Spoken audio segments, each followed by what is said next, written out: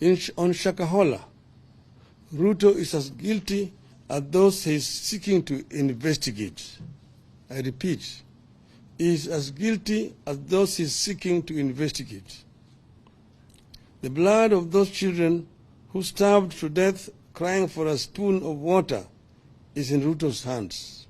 In the matter of Shakahola and the growth of cult activities in the nation, Mr. Ruto is as much a suspect as is all the cult pastors from Shakahola and beyond.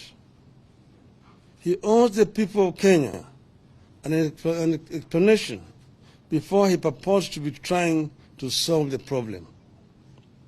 2, the so-called pastors are the people who set up the so-called sanctuary at Ruto's former official residence in Karen as the deputy president. They did not stop there. These so-called pastors proceeded to deliver prophecies and promise miracles about how Ruto would perform as a president.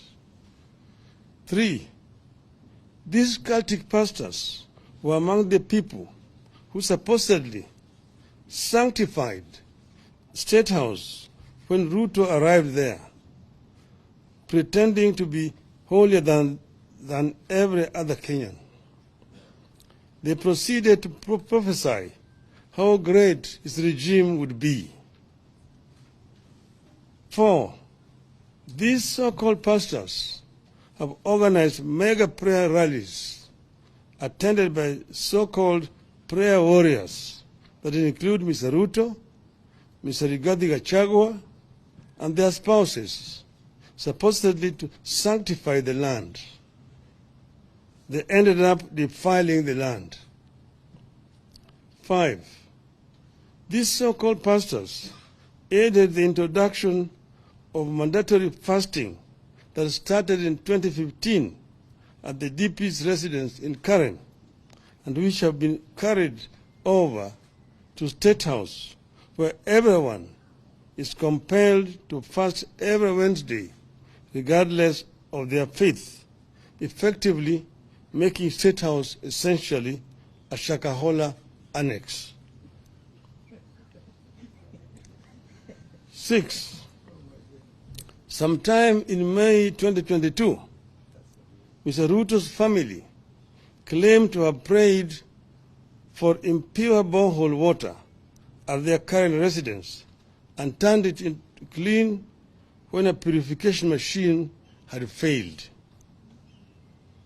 We see no difference between this claim and the outrageous ones made by cult pastors, like performing fake miracles and extorting money from believers with the calls like tuma mbegu ya 310 or fast until you meet Christ.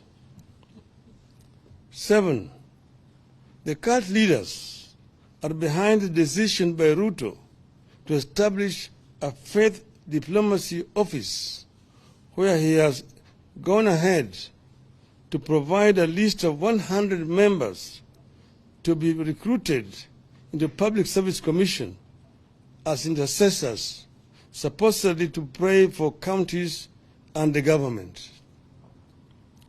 Nobody knows the identity, the qualifications of the so-called intercessors, how they were identified, and where they fit in a government where religion and state are separate entities.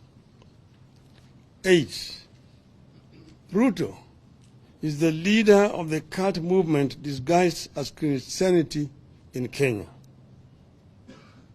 Ruto, Gachagua, and their families must tell Kenyans when and how they knew these cult leaders and what they knew about them.